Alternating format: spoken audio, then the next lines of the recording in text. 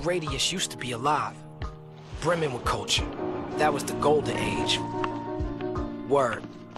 I wish I was smart enough to appreciate that then.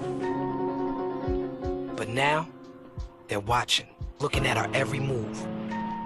New radius isn't very friendly to graph artists. If they catch you, it's a wrap. And if they don't, be ready to run. Forever and ever and ever and ever and ever.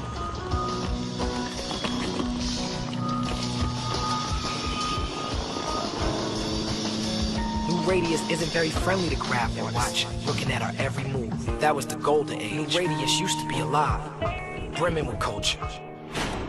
Looking at our every move. Be ready to run.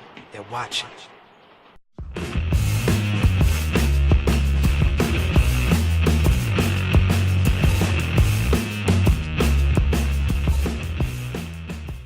Now, before I really get into Train's character, I have to gush about this first.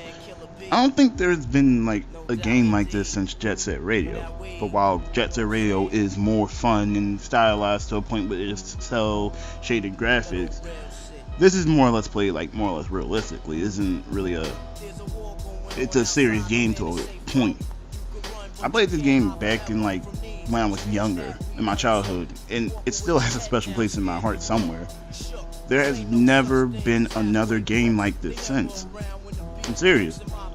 I remember hearing that Getting Up 2 was going to happen, or at least was announced back in 2013, but nothing came of it. Marc Eckō, if you so happen to see this video in any way, shape, or form, please consider making another Getting Up game. It was unique. It was a unique game back then, and it might still be today. Thank you. Now let's get back to the topic on hand. Train is somebody who wanted to be like his idols, Futura, Shepard Fairey, and Cope 2, among others.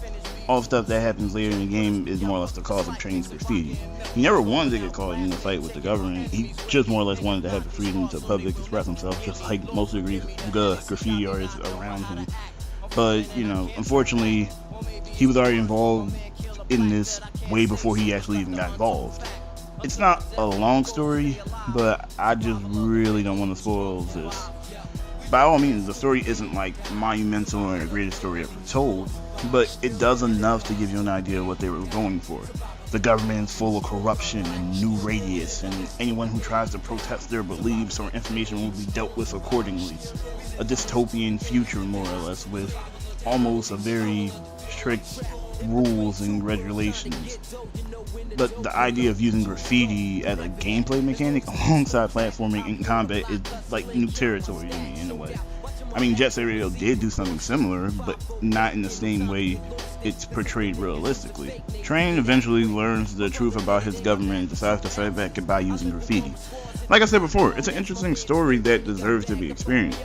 I know the game came out back in like 2006, but I know I didn't get it then. I know I got it at some point later down the line.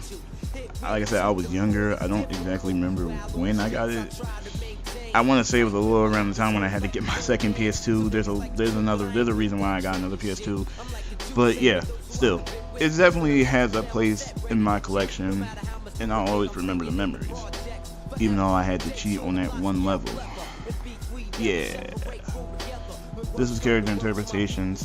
Thanks for watching. My